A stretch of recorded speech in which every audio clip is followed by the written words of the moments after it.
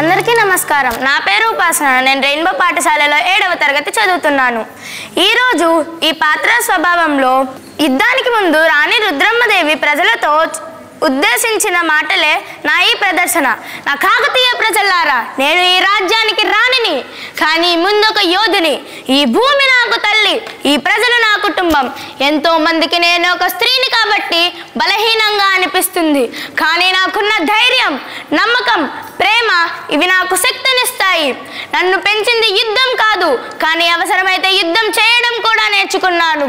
శత్రులు ఎంతమంది అయినా సరే మన సమరం ధర్మం కోసం. నన్ను కేవలం రాణిగా చూడకండి, మీ నాయకురాలిగా చూడండి. మిమ్మల్ని అందరినీ కాపాడే బాధ్యత నాది. నాకు భయం లేదు, వెనక్కి తగ్గే అలవాటు లేదు. రుద్రమ్మదేవి అంటే ధైర్యం, న్యాయం, ప్రేమ.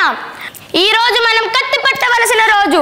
మన గుండెల్లో ధైర్యం ఉండాలి, మన కళ్ళల్లో నిప్పులు చెలరేగాలి.